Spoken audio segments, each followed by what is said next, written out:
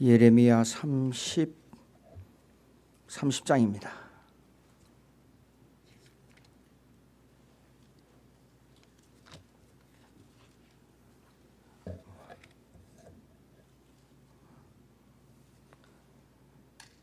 (22절부터) 31장 4절까지 교독하시겠습니다. 22절 제가 읽습니다. 너희는 내 백성이 되겠고 나는 너희들의 하나님이 되리라.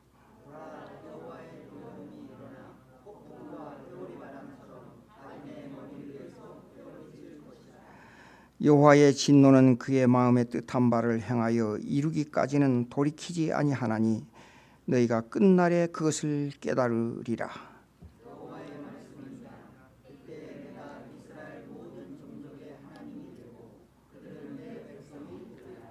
여호와께서 이같이 말씀하시니라. 칼에서 벗어난 백성이 광야에서 은혜를 입었나니 곧 내가 이스라엘로 안식을 얻게 하려 갈 때라.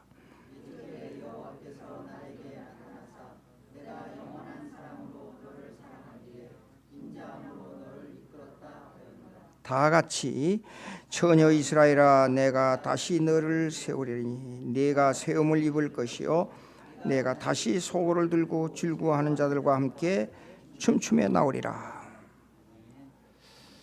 기도하겠습니다. 하나님, 성령께서 사람의 입술을 주관하여 주시고 내 생각은 멀리 떠나고 하나님의 말씀이 충만하여 성도들의 심령을 깊이 아로새겨서 말씀이 말씀되게 해 주시옵소서. 예수님의 이름으로 기도합니다.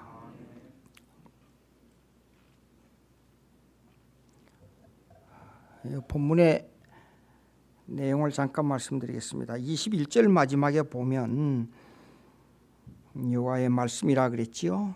여호와의 말씀이니라. 그리고 31절 처음에 여호와의 말씀이니라. 또 여호와께서 이같이 말씀하시니라. 이게요, 히브리 말에는 영어로 번역하면 declare, 선언하다는 뜻이에요. 이 내용은 시로 되어 있어요. 시로. 제가 미국에 와서 공부할 때 이 구약 그 신학 문장학을 배울 때에 문장 분류법을 배울 때에 여러 가지를 지적해 주더라고요.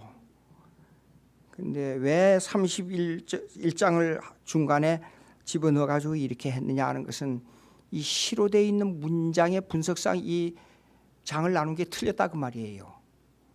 무슨 말이냐 그러면 우리가 성경을 연구할 때 있잖아요. 단어를 연구하느냐, 문장을 연구하느냐, 파라그래프를 연구하느냐, 장을 연구하느냐에 대해서 분리를 잘해야 돼요. 그런데 여기는 시로 되어 있기 때문에 시적 분리법에 따라서 문장을 분류해야 돼요. 그런데 여기에 본문에 31장이 이렇게 나타나는 것은 그 분류법상 틀렸어요. 옛날에 맞소라 학파들은 접속사만 보고 문장을 분류했어요. 문장의 내용을 보고 문장을 분류한 게 아니고. 그러면 보자고요. 여기 30장 21절에 보게 되면 declares the Lord, 그러니까 주님께서 선포하시니라. 그러고 나섰기 때문에 22절 하나가 그 문장의 한 묶음이에요. 이 시의 한 묶음이에요. 예. 그 다음에 그러고 나서 23절, 24절이 또 한 묶음이에요. 여러분 시를 쓸 때에 시의 운과 연이 있잖아요. 그것이 분류되게 되면, 내가 어머니라는 시를 많이 썼는데 기독교 문인협회에 있으면서 그 이원들이 그러더라고. 어떻게 어머니 시를 그리 많이 쓰냐고 저한테 묻더라고요. 근데 어머니에 대한 가슴에 맺힌 것이 많아서 그 시를 쓴 겁니다. 근데 사랑하는 어머니, 그러면 시적 의미가 아니에요. 가슴에 파고드는 어머니, 그러면 조금 시적인 의미가 있어요. 근데 내 심장에 피를 뭐 어떻게 하는, 그럼 좀 더 깊은 신앙 그 시가 되잖아요. 그런데 이 성경에 나오는 시는 3분의 1 이상이 시로 되어 있어요. 그렇기 때문에 이 문장을, 시를, 분류법을 정확하게 알고 이걸 이해해야지, 이대로만 이해하게 되면 우리가 이해가 잘 안 돼요. 그러니까 보자고요. 그러면 31장에 와서는 이것이요, 1절이 한 묶음으로 되어 있는 문장이에요. 그리고 나서 여호와께서 말씀하시니라 하고 나서 그 다음에 2절부터 나와야 되는데, 이 시가 31장 1절에 여호와의 말씀이나가 앞에 나와 버렸어요. 그러니까 이 분류법이 잘못된 거예요, 이거요. 여러분, 이 분류 성경을 읽을 때 동그라미 쳐놓은 거 있잖아요. 그러면 우리가 성경을 볼 때 단어를 먼저 연구하고 그 다음에 문장을 연구하고 그 다음에 패러그래프를 연구하고 그 다음에 장을 연구해야 성경을 이해하는 데 쉬워요.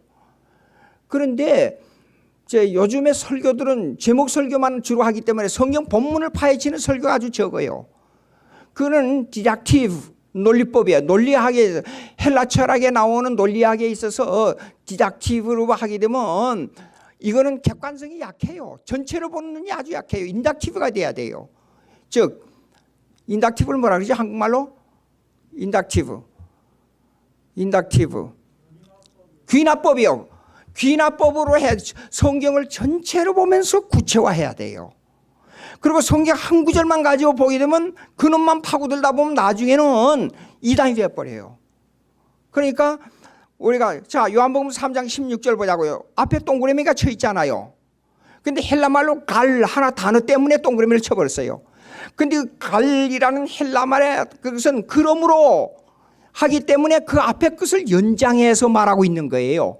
그게 동그라미를 쳐버렸어요.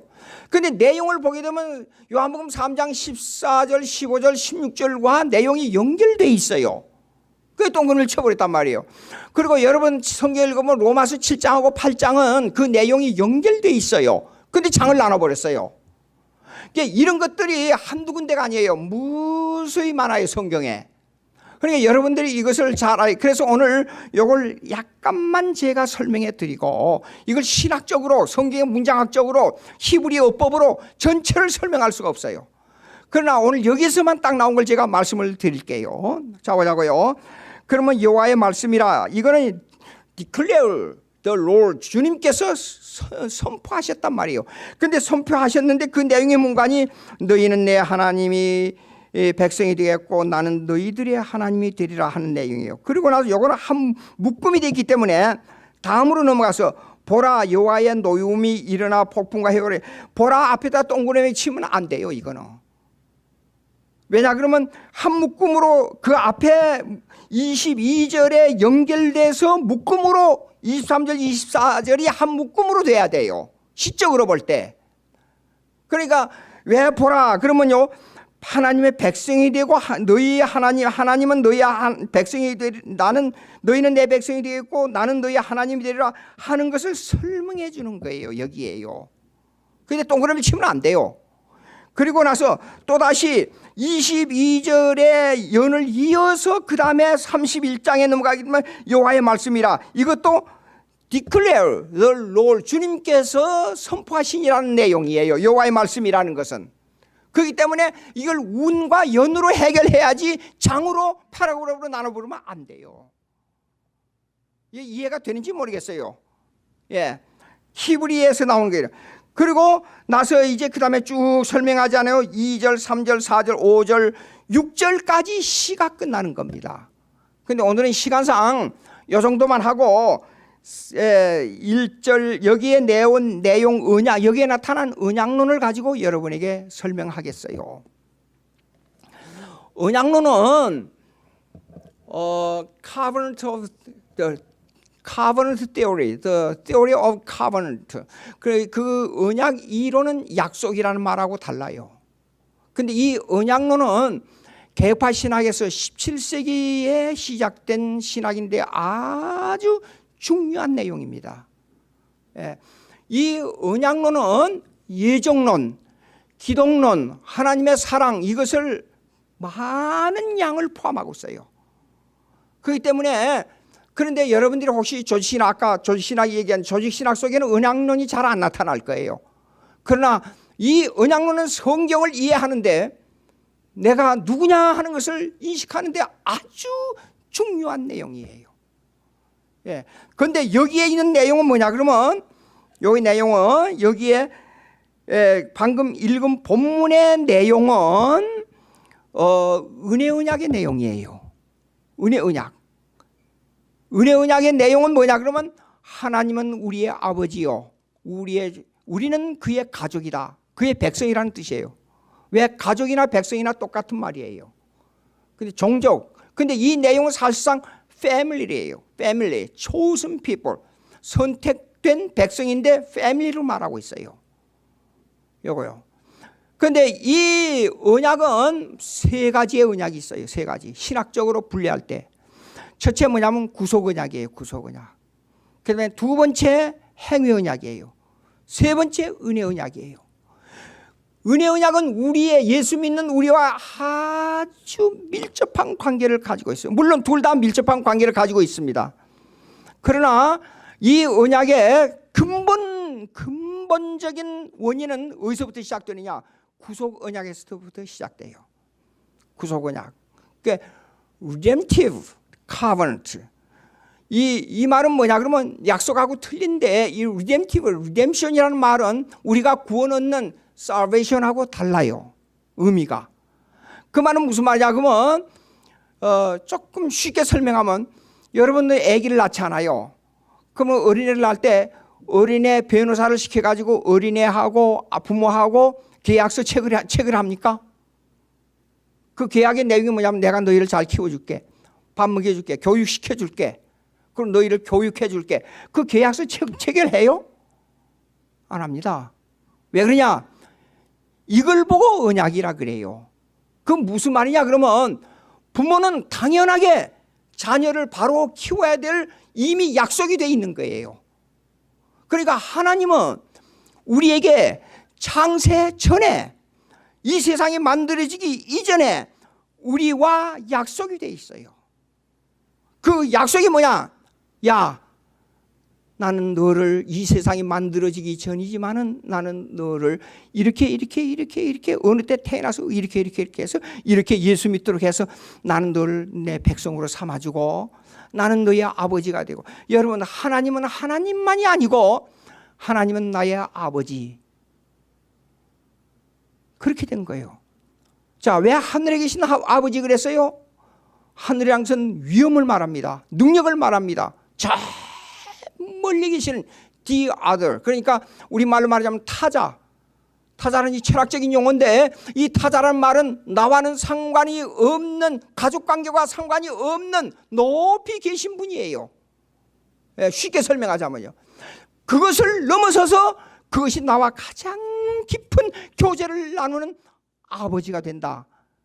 그것이 은혜 언약이에요. 그것이 가슴이 뛰는 내용이에요. 그리고 너는 내 백성이, 너는 내 아들, 내 백성이라 이런 뜻이에요. 그런데 이 언약은 뭐냐 그러면 구속 언약으로 돌아가서 구속 언약은 뭐냐 그러면 아버지는 이걸 계획하셨어요. 김양주가 어떻게 해서 예수 믿고 어떻게 되겠다, 백성으로 삼아서 어떻게 나를 섭리하겠다는 것은 약속을 하나님 부모가 자식에게 의무적으로 이미 약속이 돼 있는 것처럼 나에게 하나님 스스로 나를 위해서 약속을 이미 정해놓은 거예요. 그런데 그 약속을 위해서 여러분, 우리가 하나님의 은혜를 받을 때는 내가 공짜로 받아요. 그런데 그걸 누가, 그 공짜로 받을 수 있는 값어치를 누가 만들었느냐? 하나님 아버지와 아들이 만들어 놓은 거예요. 단독으로 나를 위해서. 예? 여러분, 왜 나가 예수 믿게 됐습니까? 한번 물어보세요. 내 자신에게. 가슴이 떨리잖아요. 만약에 예수 그리스도를 알았는데 내가 만약에 예수 안 믿었다 그러면 어떻게 됐는가? 내 자신을 가끔 생각해요. 나는 틀림없이 자살했어요. 틀림없이. 하나님의 사랑이라는 것은 무서운 겁니다. 예? 그런데 이 약속을 하나님, 그러니까 구속 언약의 당사자는 하나님, 그냥 하나님만이 아니고 하나님 아버지와 그의 아들이 당사자예요. 그럼 구속 언약의 내용은 뭐냐? 하나님은 이 언약을 계획하시고 그 다음에 이걸 실천에 실행하시는 분, 이 계획을 실행하시는 분이 누구시냐?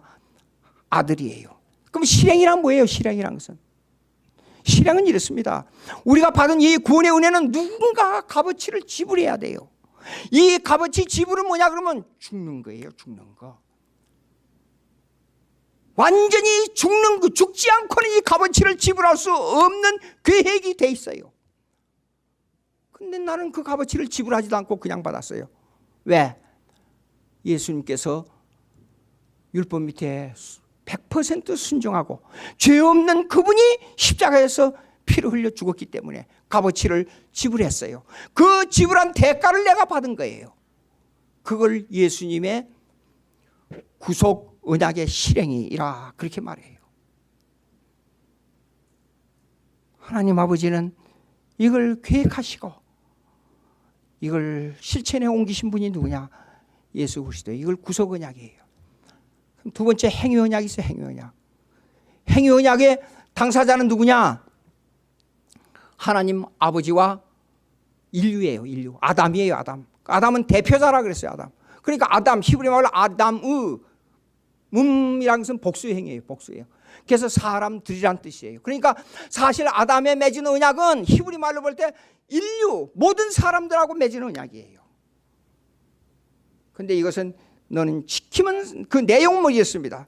당사자는 모든 사람들과 하나님이지만은 그거는 내용은 지키면 살고 어기면 죽는다는 거예요. 모랄 룰, 도덕률이에요. 도덕률. 그래서 이걸 행위 언약이라 그래요. 도덕률이기 때문에 행위 언약. 예? 근데 이게 타락했어요. 완전히 범했어요. 여러분 이렇게 생각하는 분이 많아요. 그럼 한국에서 어렸을 때도 저도 그렇게 설교드리고, 구약은 율법이요 신약은 복음이고, 구약은 계명이니까 그 율법을 지킴으로 구원받고, 신약은 복음을 믿음으로 얻으니까 하나님의 은혜입니다. 맞아요? 아니에요. 만약에 구약이 율법이고 행위가 먼저라 그렇기 때문에 하나님께서 이렇게 해야 돼요. 모든 만물을 창조하기 전에 에덴 동산에 동산나무의 그 가운데 동산나무의 실과 따먹지 말라, 그것부터 세워놓고 따먹는가 다 보고 있다가 그것을 잘 지키고 난 다음에 에덴 동산을 주고, 잘 지키고 난 다음에 만물을 창조해서 만물을 다스리게 하시고, 그걸 지키고 난 다음에 만물의 이름을 짓게 한다.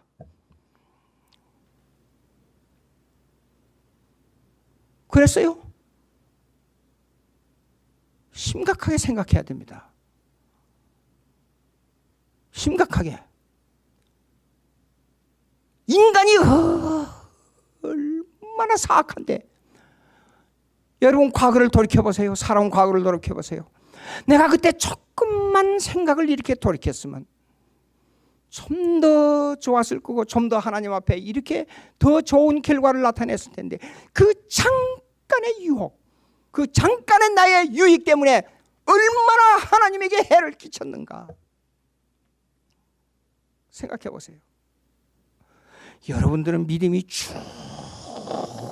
충만해서 절대 범죄 아니했을 줄로 믿습니다. 맞아요? 아니에요.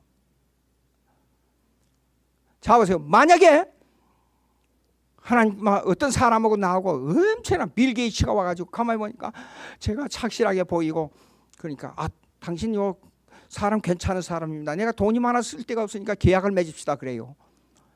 그럼 무슨 계약이 하니까 돈 1,000만 불을 딱 가지고 왔어요. 그리고 난 돈 많으니까 1,000만 불 그거 아무것도 아닙니다. 그러니까 내년 7월 31일에 1년 지난 후에 1불만 나에게 돌려주십시오. 계약하십시다. 제가 사인 안 하겠어요? 하도 사람이 좋아서 사인 안 할 것 같죠? 그거 사인 안 하는 바보는 없습니다. 분명히 사인합니다.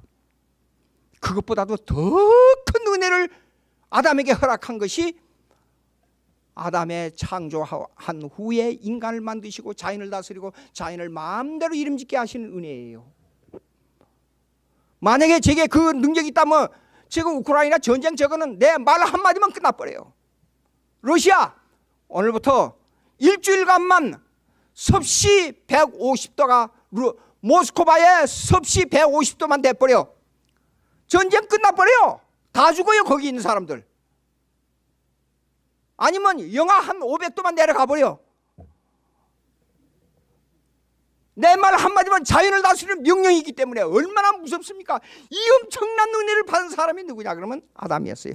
그런데 보암직도 하고 먹음직도 한 그 눈의 유혹 때문에 넘어가서 하나님께서 명령하신 그 계명을 범해버렸어요. 성경을 자세히 한번 보세요. 성경을. 은혜가 먼저입니다. 이스라엘 백성이 애굽에게 잡혀가서 백성이 엄청 늘어났어요. 백성이 늘어나니까 힘이 생기고 능력이 좋았어요. 아, 좋다. 우리가 하나님의 복을 받았으니 말씀 잘 지키고 계명 잘 지켜야 되겠다. 그래서 하나님의 뜻에 잘 순복했기 때문에 이스라엘 백성을 애굽에서 탈출해 내왔지요. 맞아요? 아니에요. 출애굽기 20장 1절 한번 보십시다.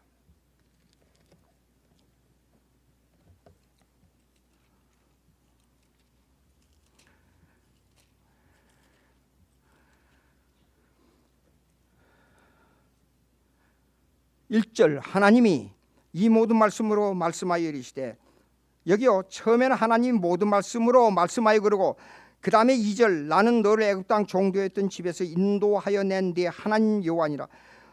앞에는 하나님 한 번만 나오고 뒤에는 네 하나님 여호와니라 왜 두 개 나오냐. 이것도 신학적인 문제에 아주 깊은 내용이, 이건 한 2시간 설명해야 될 수도 있는 내용입니다. 히브리 어법이 있기 때문에. 그러고 나서 이렇게 나는 너를 이 애굽 땅에서 종되었고 고통당하고 그 소리를 들었어. 아우 성치는 소리를 들었어. 그 다음에 내가 너희를 이끌어냈어. 그러므로 너는 나 외에 다른 신들을 내게 두지 말라. 십계명이 나와요.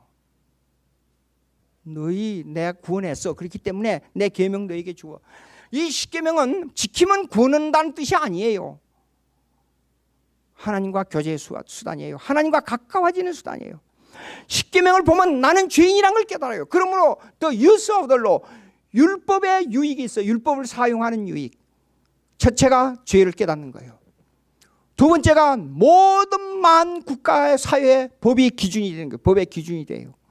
세 번째, 성도의 생활에 촉진대 역할을 해요. 네 게으르지 마라. 하나님을 섬길 때는 이렇게 섬겨요. 목숨을 다하여 하나님을 사랑하라 그랬잖아요. 그러니까 이것은 하나님과 교제하는 촉진대 역할을 하는 거예요. 십계명은. 율법은 우리가 은혜를 얻었으므로 죄를 더할 수 있느냐? 그럴 수 없느니라. 율법으로 말미암아. 율법은 너희를 그리스도 앞으로 인도하는 몽학성생 투러, 인도하는 이 교육을 받는 문 앞에까지 데려다주는 그 몽학성생이 된다 그 말이에요. 율법은. 그러니까 십계명을 읽어보면, 자세히 읽어보면 얼마나 은혜가 넘치는지 몰라요.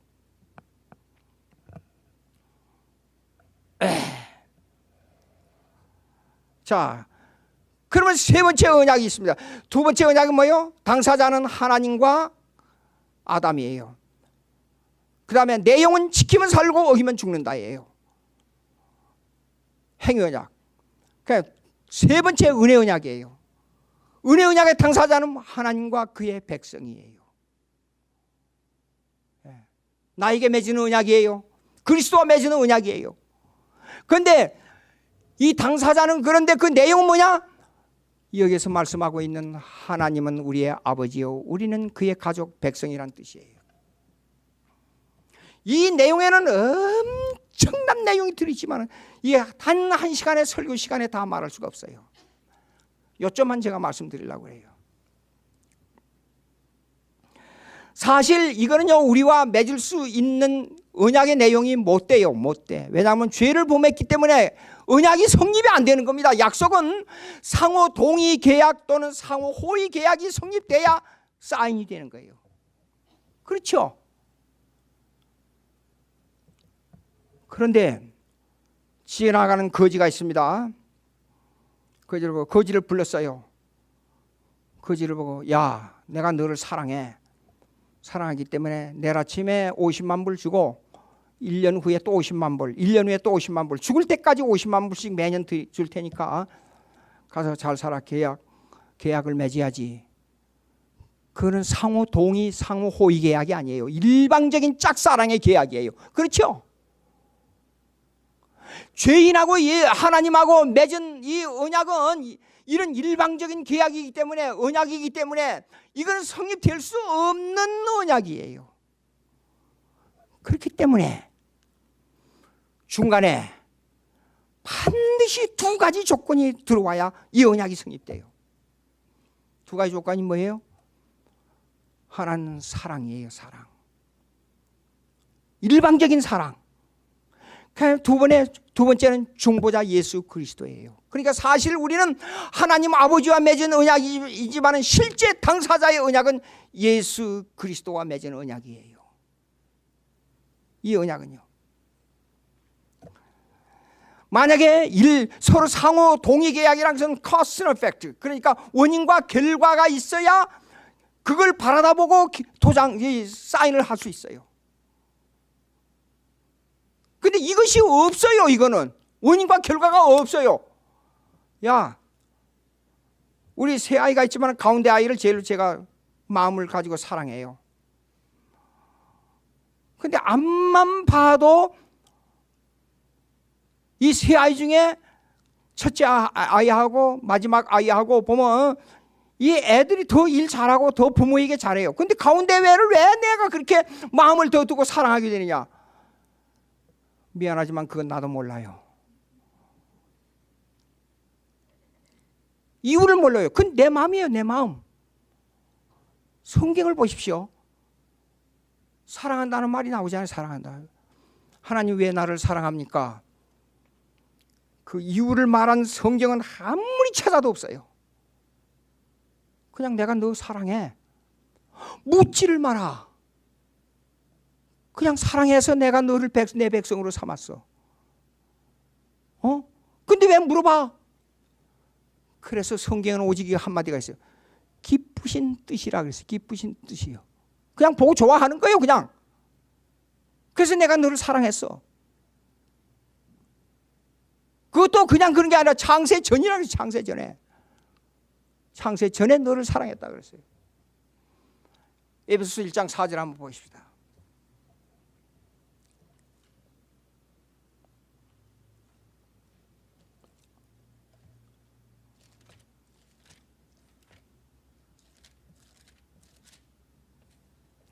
다 같이 읽겠습니다. 시작.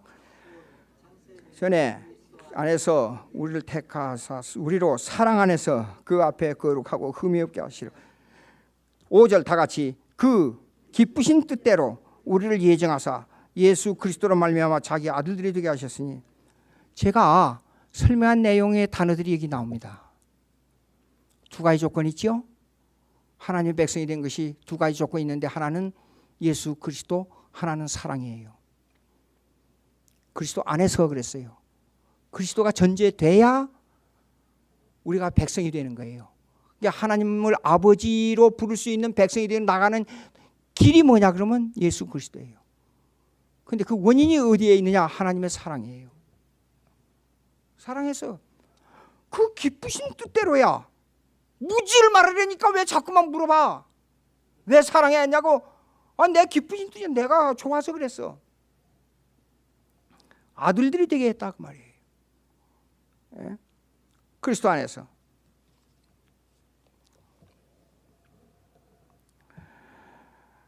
자, 이제 이것을 구약에 여러분 여기 있습니다. 기독교는 윤리적 종교, 윤리가 엄청난 윤리가 포함되어 있지만은 기독교 윤리는 원어로 수문 보눔, 그러니까 이 땅 위에서 1%도 모자라는 선이 존재할 수 있느냐 하는 말을 원어로 수문 보눔이라 그래요. 이게 가능하냐 하는 문제예요. 100% 이타적으로 살 수 있는 사람이 있느냐 하는 문제가 나와요. 근데 성경은 그걸 불가능하게 선포하고 있어요. 근데 철학에서 이상한 생각을 가지고 그런 말을 해대고 있어요. 그것이 인간의 사악입니다. 안 되는 것을 되는 것처럼 하는 것이. 근데 성경은 우리가 전혀 생각할 수 없는 이상한 얘기를 하고 있어요. 불가능한 것을 가능한 것으로 확실하게 얘기하고 있어요. 그것이 뭐냐? 기독교 윤리예요. 기독교 윤리는 뭐냐? 그에는 사랑이라는 개념인데, 이 사랑이라는 개념, 그리고 구원, 예수 그리스도로 인한 구원이라는 개념인데, 이것이 뭐냐?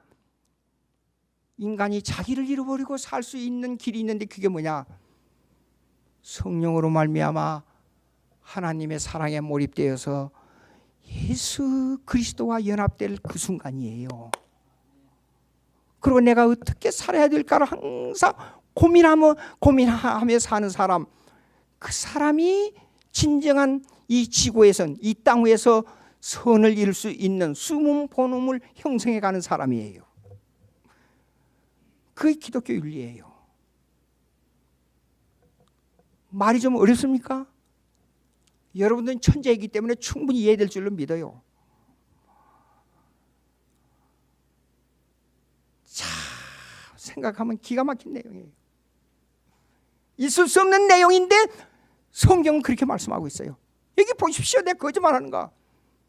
그리스도 안에서, 사랑 안에서 안 되는데도 된다는 확실한 증언을 그의 기쁘신 뜻대로 예정하사 그랬어요. 예정하사. 결정. 그런데 이 예정은 이렇습니다. 그냥 생각나는 그 얘기 아니에요. 시간과 사랑과 조건과 공간과 모든 사건을 다 프로젝트에, 하나님께서 결정해 놓은 프로젝트에 딱 맞게 진행해가는 역사예요. 참,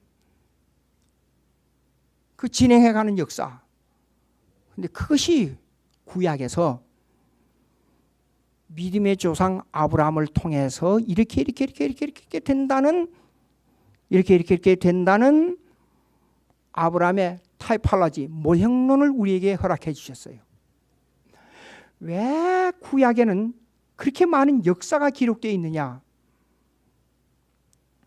그게는 하나님의 숨겨진 의지, 예정, 창세전의 예정이 시간과 공간 속에서 집행되고 있다는 것을 우리에게 보여주는 거예요. 그게 성경의 역사예요. 그러니까 성경은 구약을 보면 역사가 그렇게 많이 나와요. 역사를. 근데 아브라함은 뭐냐면 우리가 믿음의 조상이라 그래요. 믿음의 조상. 유대인들이 말하는 아브라함의 조상의 관념을 완전히 벗어버려야 돼요. 진짜 아브라함의 자손은 누구예요? 여기 있어요. 제가 아브라함의 피를 받아 난 사람이에요. 그런데 예수님하고 요한복음 보게 되면 예수님하고 논쟁해 버렸어요. 예수님께서 나는 아브라함이 이전부터 있었다. 아, 내가 40도 안 됐는데 이렇게 젊은 사람이 돼가지고 어떻게 아브라함이 나기 이전에 있었단 말이냐? 이 참남하도다. 유대인들이 막 공격했잖아요.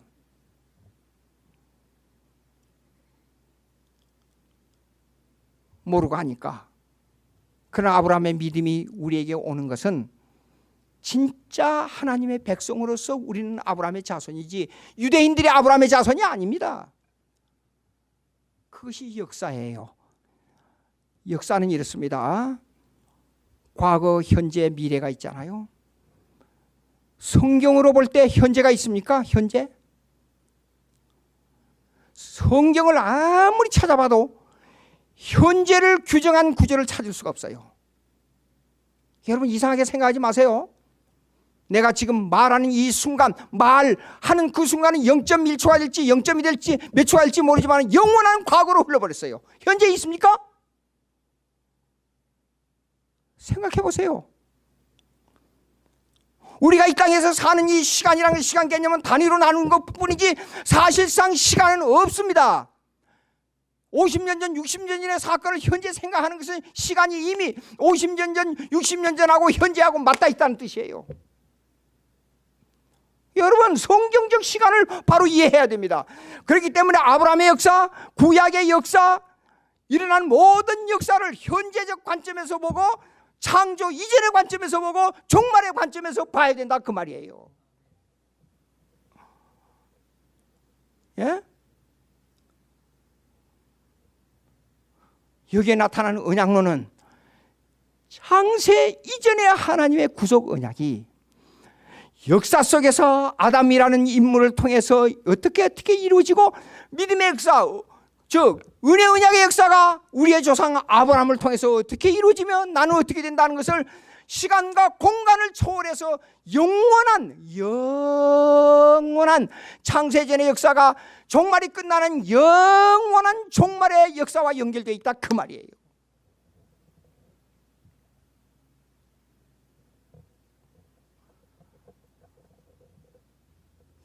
창세기 17장 7절 한번 읽어보세요.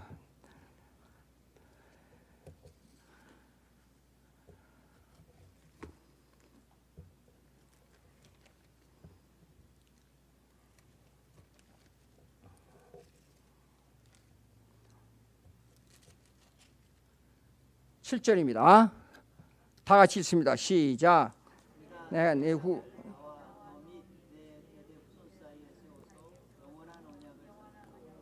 너와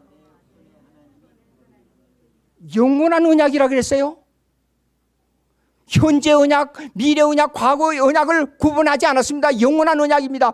영원한 언약에 여기 히브리 말을 분석하면 이렇습니다. 창세 이전의 역사와 이 종말이 끝난 후의 역사밖에 말하는 것이 없다. 명심하시기 바랍니다. 제가 오늘날 살고 있는 이 역사가 시간 속에서 이루어지지만 이 역사는 반드시 영원한 역사로 연결됩니다. 내가 행하는 삶, 내가 지금 이렇게 계획한 삶을 살고 있다는 것은 이미 영원한 창세 이전의 역사 속에서 계획된 대로 되고 있다, 그 말이에요. 은혜 언약이 뭐냐? 은혜 언약은 이렇습니다. 창세 이전의 구속 언약의 계획이 역사 속에서 이루어진데 이것이 마지막 영원한 하나님의 계획, 완성된 역사 속으로 가고 있다, 그 말이에요. 근데 그 중에 내용이 뭐예요 지금? 내용이 이겁니다. 후손입니다. 자손입니다. 자손. 수많은 자손. 이 자손은 히브리 민족 유대인의 자손이 아니에요. 로마서 4장 한번 보시겠습니다. 16절.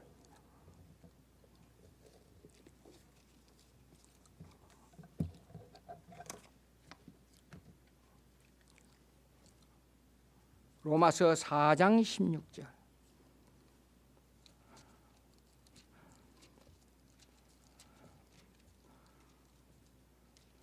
찾았지요? 예? 다 같이 읽습니다. 그러므로 상자가 되는 그것이 은혜에 속하기 위하여 믿음으로 되나니 이는 그 약속을 그 모든 후손에게 굳게 하려 하심이라. 율법에 속한 자에게뿐만 아니라 아브라함의 믿음에 속한 자에게도 그러하니 아브라함은 우리 모든 사람의 조상이라. 유대 민족의 조상이 아니에요. 믿는 사람의 조상이에요. 우리가 아브라함의 자손이에요. 18절 읽어보세요. 18절 다 같이 읽습니다. 아브라함이 바랄 수 없는 중에 바라고 믿었으니 이는 네 후손이 이 같으리라 하신 말씀대로 많은 민족의 조상이에요. 많은 민족이에요. 흑인, 황인, 백인 소용없어요. 유대인 소용없어요. 믿는 사람이 믿는 사람이. 그 아브라함이 우리 조상이에요. 믿는 사람의 조상.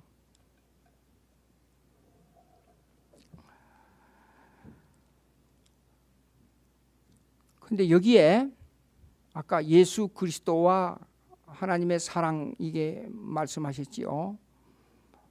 예수 그리스도에 대한 얘기는 너무 잘 아시니까 하나님의 사랑에 대한 얘기를 언급하고 시간 이거 얘기하려면 한도 없고 끝도 없어요. 근데 시간을 어느 정도 몸을 이렇게 지탱할 수 없을 정도까지만 제가 설명을 드리려고 그래요. 잘 지탱할 수 있을 때까지만. 하나님의 사랑 그러면 눈물 납니다. 하나님의 사랑 그러면 눈물 나요. 이 사랑은 창세 전에 결정된 사랑이에요. 시간 속에서 결정된 사랑이 아니에요. 그의 가슴을 후벼 파요. 시편 63편 3절 한번 보십시다.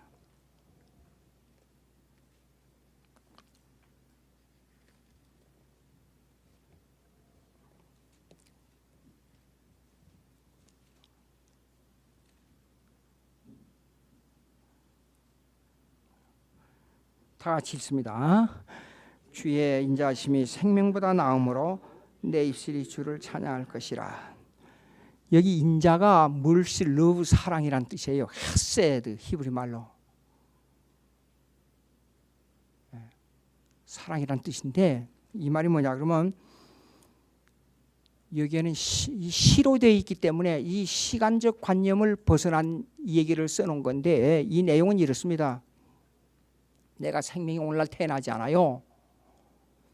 내가 태어난 이 생명 이전에 사랑이 먼저 작용했다 그런 뜻이에요.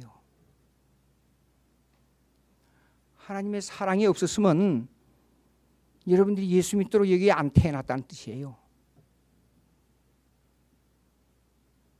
생각해봐요. 그러니까 하나님의 사랑 때문에 내가 이 세상에 이렇게 태어난 거예요. 예수 믿는 환경 속에서 태어난 거예요. 내가 한 500년 전에 이주시대에 태어났으면 어떻게 됐겠어요? 아찔하잖아요. 그리고 그 많은 전쟁 속에서 그 많은 사람이 죽고 태어난 그 속에서 인류의 딱 한 사람, 내가 오늘날 태어나서 예수 믿는 환경에서 자랐어요. 하나님의 사랑이 창세 전에 구속 언약 속에 존재하지 않았다면 불가능한 거예요. 가슴이 뛰지 않아요? 네?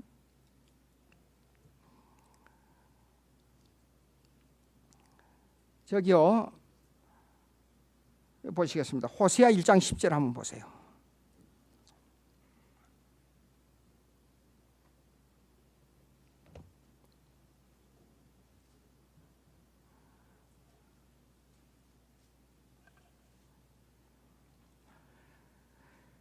제가 했습니다. 그러나 자손의 수가 바닷가의 모래같이 되어서 헤아릴 수도 없고 셀 수도 없을 것이며 전에 그들에게 이르기를 너희는 내 백성이 아니라 한 그곳에서 그들에게 이르기를 너희는 살아계신 하나님의 아들들이라 할 것이라.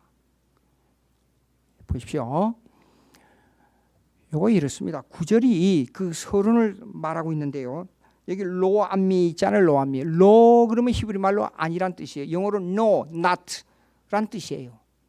아미 그러면 백성이란 뜻이에요. 그게 하나님 백성이 아니에요. 근데 애를 하나 마지막에 낳았는데 로암미 하나님 백성이 아니란 이름을 지었어요. 그걸 타이팔라지라 그래요. 모형론. 모형론은 아브라함의 믿음이 조상이라 하는 것은 타이팔라지 모형론인데 실제적인 시공간의 역사를 통해서 그 증명을 보여줌으로 말미암아 그 예수 믿는 후손들이 아브라함의 믿음을 따르도록 하기 위해서 실제적인 인물을 보여준 겁니다. 역사적으로. 그런데 너희는 내 백성이 아니요 나는 너희 하나님이 되지 아니할 것입니다. 사실상 이스라엘 백성은 하나님의 백성이 아니에요. 아니요. 사실상 그들은 배역한 민족이에요.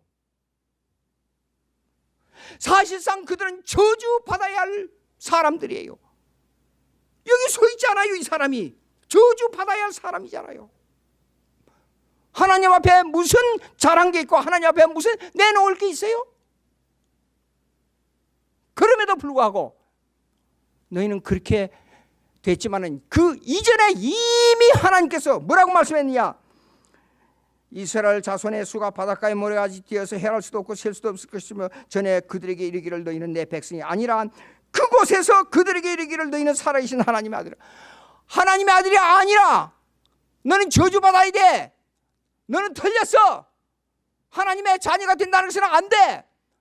그런데 그곳에서 나는 너를 택하여 예수 믿는 하나님의 백성 아브라함의 자손 내 아들이라고 했어. 알아?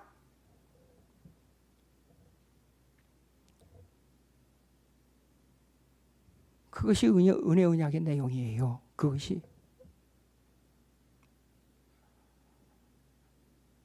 예?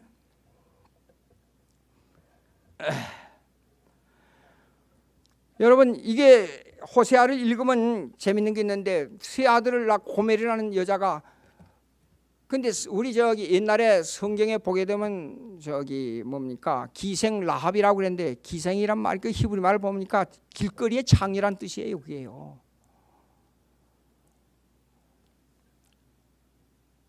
참 기가 막히죠.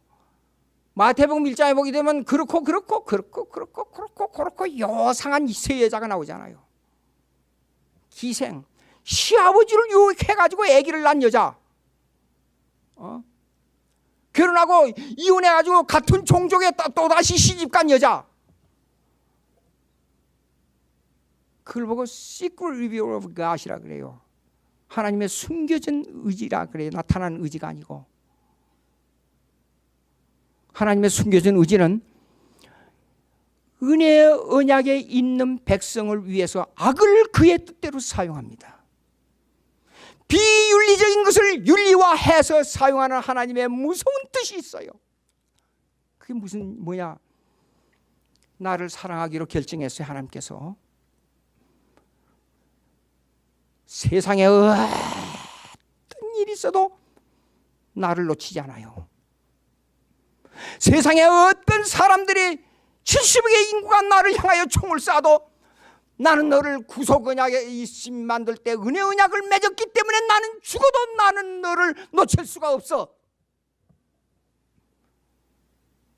그래서 사람을 수천 명 수만 명을 때려 죽이는 역사가 있더라도 그것을 사용해서라도 나는 너를 내 아들로서 끝까지 간직할 거야. 이게 하나님의 은혜 언약이에요. 그게 하나님의 은혜 언약이에요. 오스민스터 신앙 고백, 성도의 견인이 나옵니다. 성도가 악을 행합니다. 성령을 근심합니다.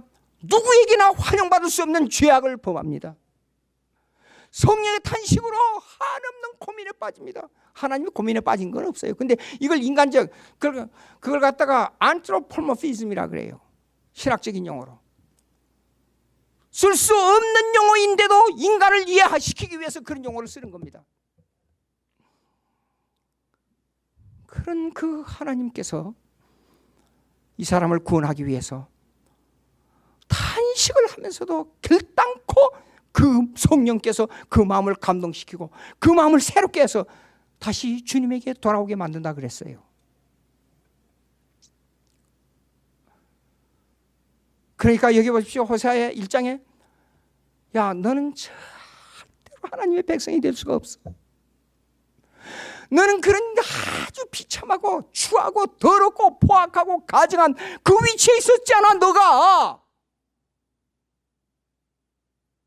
그런데 나는 그 자리에서 너를 향하여 내 백성이라 그렇게 지칭했어. 명심해.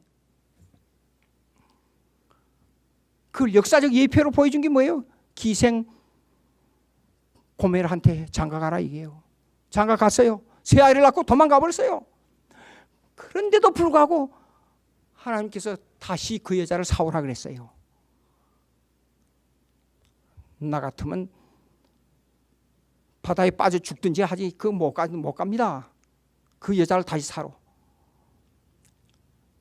호세아 3장을 보면 사랑의 고백을 해요. 호세아가 와서 이스라엘 백성이 타락했기 때문에 내가 하는 수 없이 너를 사왔어. 이제는 다른 남자 보지 말고 나한테 와. 사랑의 고백을 하는 겁니다.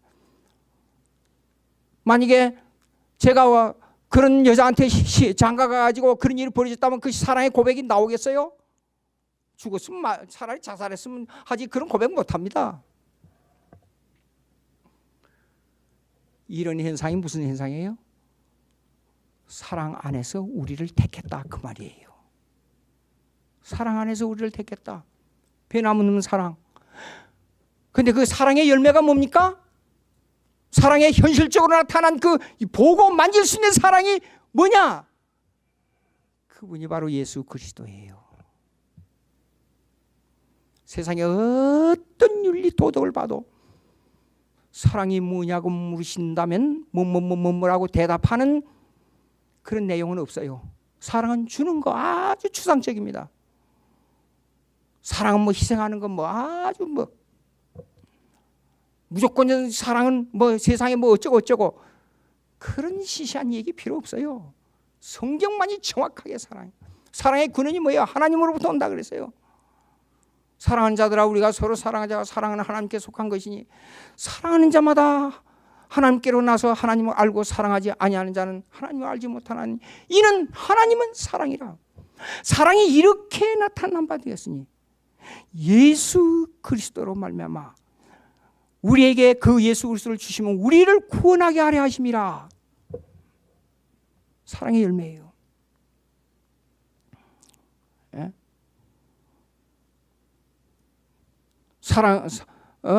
내가 사람의 바움과 천사의 말을 할지라도 사랑이 없으면 소리나는 구리가 울리는 갱과리 되고 내가 예언한 능이 있어 모든 비밀을 알지라도 사랑이 없으면 내게 사랑은 오래 참고 내가 내 몸을 불사르게 내어줄지라도 사랑이 없으면 내게 아무 유익이 없냐. 사랑은 오래 참고 오냐며 투기하지 않냐며 자랑하지 않냐며 교만하지 않냐며 무례 행치 않냐며 자기의 유익을 구하지 않냐며 성내지 않냐며 악한 것을 기억하지 않냐며 의아한 것을 기억하지 않냐며 진리와 함께 기뻐하고 범사에 참여 범사에 바르냐. 우리가 지금은 거울로 보는 것 같이 희미하나 그때는 얼굴과 얼굴을 대하여 서러울 것이요. 내가 지금은 어린아이와 같이 말하나 그때 가서는 어린아이 일을 버렸노라. 믿음, 소망, 사랑 이 세 가지는 항상 있을 것인데 그중에 제일은 사랑이라. 여러분 이렇게 사랑을 정확하게 논한 윤리, 도덕 다른 종교가 있어요? 없습니다. 없습니다. 그러니까 예수 그리스도 안에서 그 다음에 예수 그리스도 안에서 그 다음에 사랑 안에서 이 택했다는 것은 아주 예수 그리스도와 우리를 사랑하는 이 두 가지 개념이 아주 밀접한 관계를 가지고 있는 겁니다. 너희는 하나님의 백성이 아니야. 모든 사람이 다 70의 인구가 다 그렇게 말해요. 그런데 하나님 혼자서 야 너는 내 백성, 내가 너희 아버지고 너는 내 백성, 내 가족이야. 하나님의 사랑이에요. 하나님의 사랑.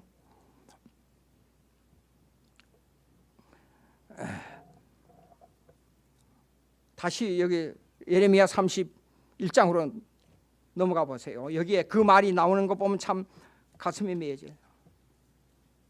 31장 3절 보시겠습니다. 3절 2절부터 보시겠습니다. 2절부터 설명이 나오니까 여호와께서 이같이 말씀하십니다. 칼에서 벗어난 백성이 광야에서 은혜를 입었나니 곧 내가 이스라엘로 안식을 얻게 하려 할 때라. 옛적에 여호와께서 나에게 나타나서 내가 다 같이 읽습니다. 영원한 사랑으로 너를 사랑하기에 인자함으로 너를 이끌은. 영원한 사랑이 아까 다시 설명했습니다. 다시 설명하겠습니다. 아까 설명한 대로. 야 여보 우리 당신 지난주에 우리 사람이 눈 수술했다니까 겁이 번쩍 나더라고요. 그래서 아무리 기다려도 안 나와요. 그리고 조마조마하고 서서 왔다 갔다 하다고 왜 이렇게 안 나오냐고 물어보니까 마취 깨느라고 지금 안식을 취해야 하느라고 그랬습니까? 염려 없이. 그러면 그걸 좀 빨리 말해주지 않고 왜 이제 늦게 말하냐고. 그런 정도의 사랑이 아니에요. 영원한 사랑이 뭡니까? 창세전에 내가 알지 내 생명이 태어나기 이전에 결정된 사랑이 이 세상이 끝난 후에 가서 영원으로 계속된다는 사랑입니다. 여기에서 영원한 사랑? 그건 영원한 사랑이 아니에요.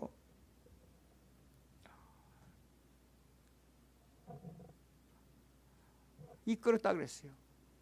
근데 이것도 역사 속에서 구체적으로 우리에게 실증으로 보여진 사건들이 수없이 나타납니다. 타이팔라지 모형론으로 이스라엘 백성을 이끌어온 그 역사를 보게 되면 구약에서 가장 이스라엘 하나님을 배반하고 하나님을 괴롭힌 민족이 누구냐? 이스라엘 백성이에요. 절대로 말 안 듣습니다. 조금 좋으면 언제 그랬더냐 하고 우상 섬기고 즐기고 마음대로 하나님의 계명을 어기고 배반하고, 그러다가 조금 고통당하면 하나님 죽겠으니 살려주세요. 하나님 못 살겠습니다.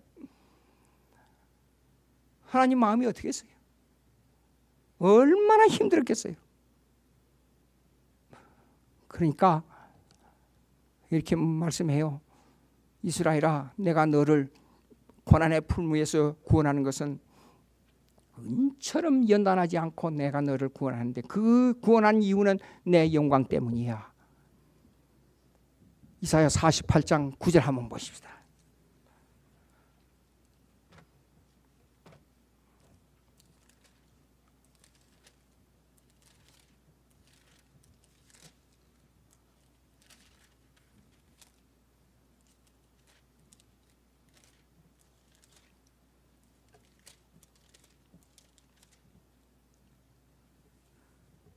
다 같이 있습니다. 내 이름을 위하여 내가 노하기를 더디할 것이며 내 영광을 위하여 내가 참고 너를 멸절하지 아니하리라. 보라, 내가 너를 연단하였으나 은처럼 하지 아니하고 너를 고난의 풀무불에서 택하였노라. 11절 다 같이. 나는 나를 위하여 일을 이룰 것이라. 어찌 내 이름을 욕되게 하리요 내 영광을 다른 자에게 주지 아니하리라. 부모의 심정인데요. 이게 말을 안 들어요, 애가. 그러면 매를 때릴 수밖에 없지요. 그때 부모의 마음은, 제가 어려서 마음대로 어머니 말을 거역하고 돌아다닐 때 어머니가 매를 때려놓고 돌아가서 뒷방에서 우시더라고요. 그때는 그 심정을 몰랐어요. 자식을 키워보니까 그걸 알겠어요.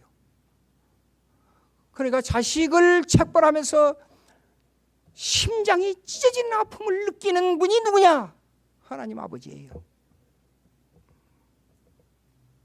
너무나도 마음이 아파요. 말 우상 섬기고 말 안 듣는 이스라엘 백성을 바벨론 포로에 잡혀가도록 하나님께서, 아니 말 한마디면 끝나버려요. 명령 하나만 끝나버려요. 말씀으로 천지를 창조하시는 하나님이. 그런데도 불구하고 이걸 훈련하기 위해서 바벨론 포로에 잡혀가게 만들었어요. 그걸 바라보시는 하나님의 마음이 어떻겠느냐 이게요. 근데 고난을 당하고 있는데 볼 수가 없어요. 볼 수가 없어요.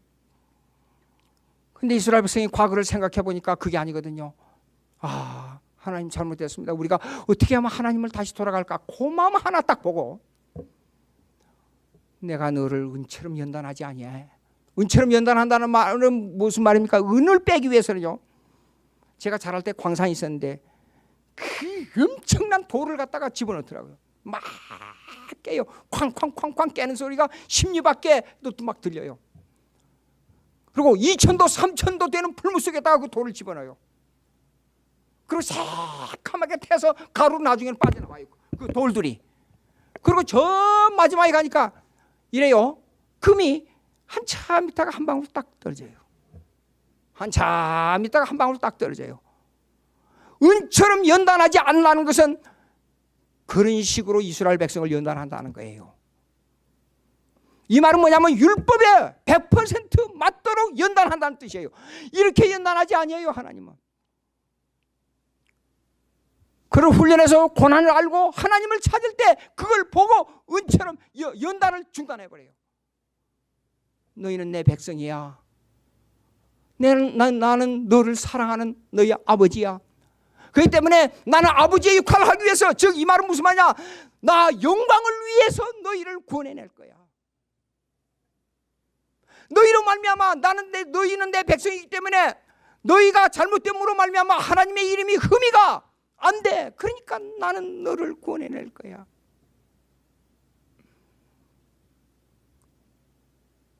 그게 하나님의 사랑이에요. 하나님의 사랑. 변함없는 사랑. 만약에 이런 사랑이 있다고 가정하십시다. 여러분 이것이 이 일이 사실이라고 믿으신다면 어떻게 하겠어요? 아주 머리가 좋은 왕자가 있었어요. 결혼할 때가 됐어요. 세상에 수많은 사람들을 갖다가 소개해줘도 싫다 그런 거예요. 근데 어느 날 부하들을 데리고 신하들을 데리고 거리에 나갔어요. 한 여자를 데리고 나왔어요. 왕한테 아니 내가 이 여자하고 결혼하겠습니다. 어떤 여자인가 보자. 키가 1m 50도 안 돼요. 눈은 한쪽은 찌그러지고 한쪽은 올라가고 그랬어요. 코를 보니까 고개 조금만 들면 비가 코 속으로 들어갈 것 같아요. 얼굴을 보니까 얽었는지 닭살인지 뭔지 알 수가 없을 정도로 얽었어요. 다리를 보니까 다리가 휘어져가지고 걸어가는 게 80이 넘어 할머니 걸어간 것보다도 더 아장거리고 있어요. 그리고 입은 째져가지고 웃으니까 속에 치아가 막 3개, 4개가 보이는 거예요. 하고 웃는 거예요. 왕이 보고는 당장 소리를 질러서 이 여자를 갖다 버려라. 어디에 갖다 버렸는지 알 수가 없어요. 갖다 버렸어요. 그 뒤로부터 이 왕자가 밥을 못 먹고 상사병이 들었어요. 도저히 밤잠을 못 자요. 바짝 말라갑니다. 하는 수 없이 왕이 전국을 수배해서 그 여자를 다시 데려오라. 왔습니다. 얼굴에 희색이 만만해가지고 좋아서 그날부터 밥을 먹고 신발신으로 갈 때도 그 여자를 데리고 나가고 밥 먹을 때도 그 여자하고 같이 하고 하여간 처음부터까지 모든 삶이 그 여자 중심으로 변했어요. 만약에 이런 일이 있다고 가정하십시다. 여러분 이것이 가능합니까? 그런데 하나님의 사랑은 이것보다도 더 지극한 사랑으로 우리에게 찾아옵니다. 변함이 없습니다. 아주 인간으로서는 말할 수 없는 추한 죄를 범해도 하나님은 그 사랑이 변함이 없습니다. 그래서 여기에 처녀 이스라엘이라 그랬어요. 음녀 이스라엘이라 그랬어요. 음녀 이스라엘. 죄를 범한 영적인 이스라엘. 변함없이 찾아오고 변함없이 사랑하는 그것이 하나님의 언약의 사랑입니다. 그 언약의 사랑의 결정체가 예수 그리스도입니다.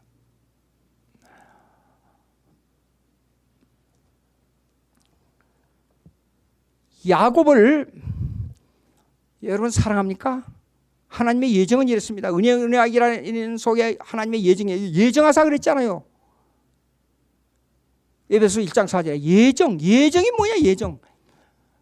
인간의 의지를 강조하는 비계획파 신학자들은 예정이란 말에 닭살이 솟는 그런 이상한 사람들이 있어요. 예정 그러면 저는 눈물 납니다. 나를 선택했다는 그 자체가 얼마나 큰 사랑인가.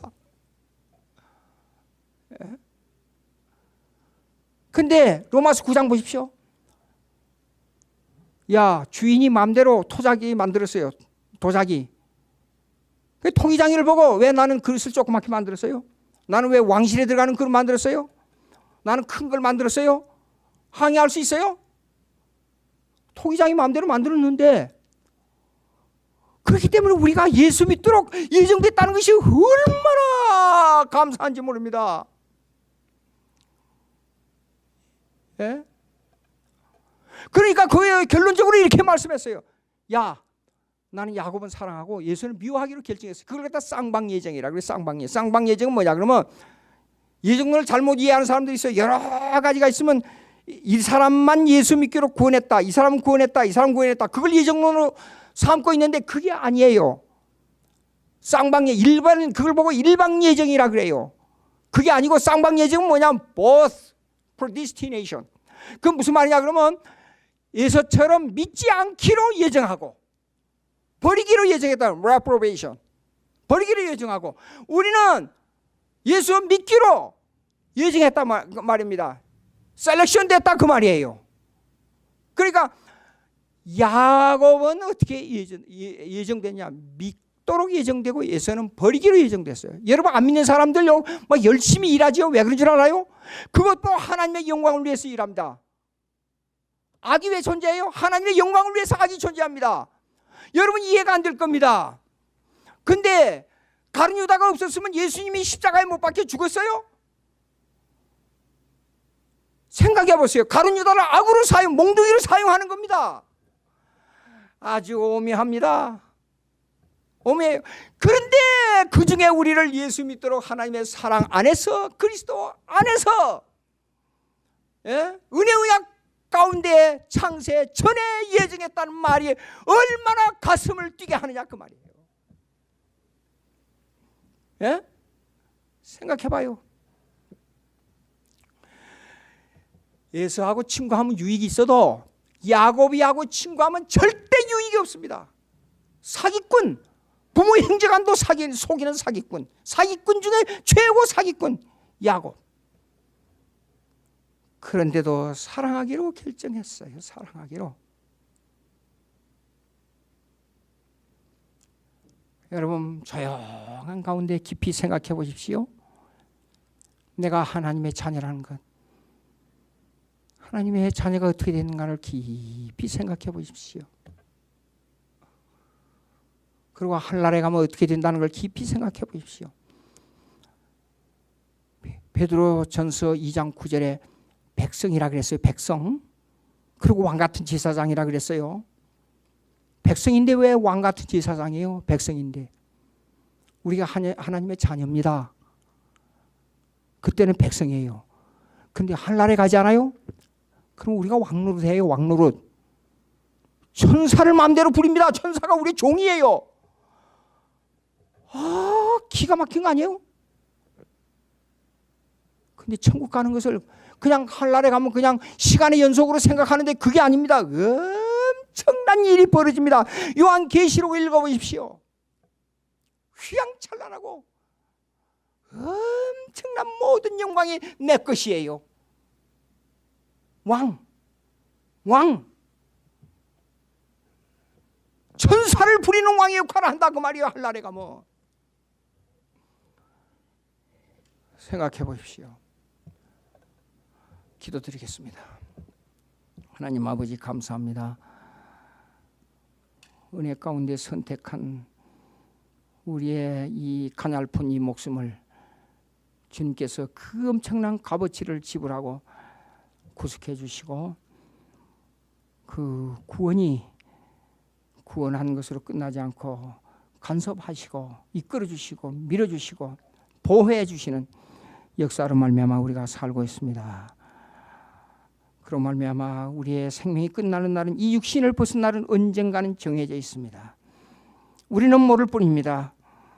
그러나 우리 주님께서 하늘나라에 가서 우리 사는 날 동안에 이 작은 정성을 주님께 드렸지만 주님께서는 착하고 충성된 종아 네가 잘하였도다.